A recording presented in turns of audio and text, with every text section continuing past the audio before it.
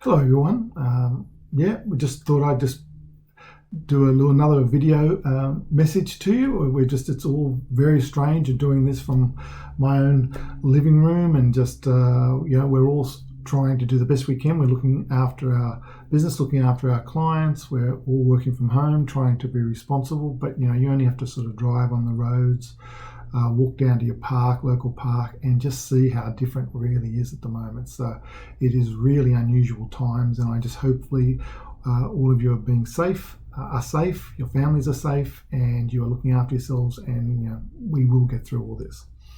To give you a bit of an update on the share market, we really have seen 3 weeks of positive growth from the big downturn from about a month ago, and it was only actually today that we saw a 2.5% drop especially on the back of the bad news or the news regarding Virgin Airlines, which is really disappointing. There's 10,000 jobs at stake there, and the government, whether you believe in bailouts or not, the government isn't helping them at this stage, and so they may go into administration. And I just think that in any type of industry, having at least two of anything provides natural competition, and I think it provided a healthy rivalry between having Qantas and Virgin, and we'll just see how this goes. But the news isn't good that we've seen today. Saying that, share market, while we've seen 3 weeks of positive growth, we really are in for a few more months of volatile times. It's going to go up, it's going to come down, and but what we are seeing is that we are closer to the bottom than not. We are seeing the fund managers and the ones we have mainly that we recommend for our clients are starting to buy now, are buying selectively. They're not going all out, but they do see if there's there are shares, blue quality chip shares that are good value, have good balance sheets, and are showing good value.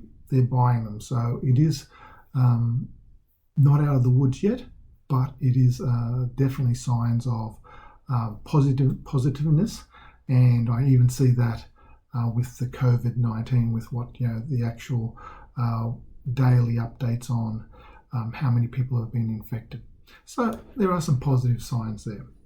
One thing I wouldn't mind actually commenting on, because I've been seeing some really negative headlines regarding the industry super funds of late, and to the point that, and I've never really ever commented between industry funds or retail funds on the other side, but there seems to be plans for a multi-million-dollar ad campaign speaking to people who are in industry super funds like Host Plus, and Host Plus is probably the number one at the moment that has issues, to try and get people to not take out their 10,000 prior to the financial year and 10,000 after the financial year, or to at least put that money back in as quickly as possible. And I really actually agreed with this government stimulus package that if people need that money, are in a situation where they need to put food on the table, need to pay bills, that money is there. The government has allowed people to withdraw that 10,000, and I think it is a really positive move. Yes, later on you should be looking to put that money back in, but right now, if you need that money, that should be there. And Host Plus came out last week with some negative headlines. Also, the media came out about Host Plus with some negative headlines that they were actually changing their product disclosure statement to actually give them the right to stop people taking out their 10,000 or money withdrawing if there's a run on withdrawals, or there's too many withdrawals. And we're talking about 20,000 at the maximum here. Against the average person's account balance, it definitely shows for some really underlying problems if someone is worried, or a company is worried, that someone taking out $20,000 is going to cause it. So if we go down a little bit deeper, the problems there with what they call unlisted assets. And industry funds have been able to do this. Most retail funds are under a different legislation and have different rules and you don't really see that issue in most retail funds, especially the major ones that we deal with, the companies we deal with.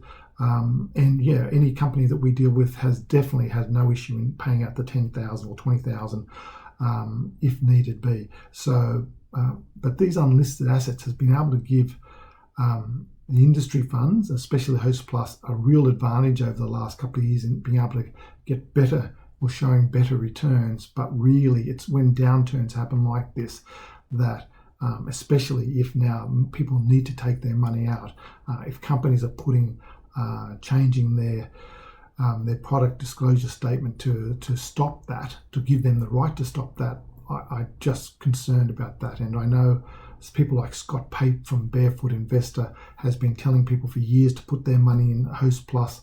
And we even read one newspaper article that Host Plus might go to the government to ask for a bailout. And I'm just thinking, this just seems ridiculous that a major multi-million dollar or billion-dollar fund that has these type of assets and cannot pay out this amount of money. So I think this is something that we should look at, be really considerate of, because if more companies, and there are going to be some smaller industry funds, I think, that are going to have a bit of issues that if money needs to be taken out. But and as I said, I've very, very rarely ever made comment between industry funds versus retail funds, because industry funds have usually been a very labour-orientated background, and retail funds have been banks and the right side of politics.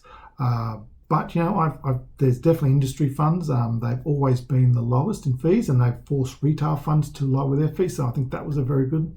And Sun Super is an industry super fund, and I think that's very well run fund. And anyone I know who's very keen on an industry fund, or just even looking at a fund, I've never had a problem recommending Sun Super in the past and in the future.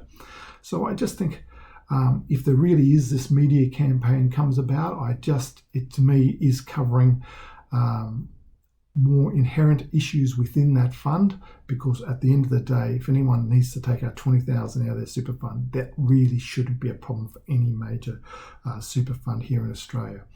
And I've always said it as pretty well as a last comment that good advice is not just on helping you get your goals and to your objectives, but it's also been to able to research and look at the products, look at the underlying assets, look how it's invested, and making sure you can be comfortable that product is going to be there for the long term. So it's just a strange old world we're in. I hope, as I said, you're all staying safe. Again, I think the government stimulus package for people who really need it should not be an issue of money, people taking their money out of a small amount of money out of their super. And when the times are right and you're back at work, you should try and put that money back in. But just for the time being, if you do need those funds, I think it was a very good move by the government to do this, and they should be applauded. They don't get plaudits very often, but when they do have good ideas, they should get that. And I think this is a good idea. But so that's pretty well all for me this time. We are in a period of volatility. We're seeing a period of uprise, but we wouldn't be surprised if we get a period of downturn in the next couple of weeks as well. So we will ride this out. As I said, the investment managers are investing well. They're very investing selectively. They were cashed up prior to this. And I think, we'll look back at this in 18 months to 2 years and see the results of that. So stay safe, look after yourselves, look after your family, and hopefully we'll catch up soon. Thank you.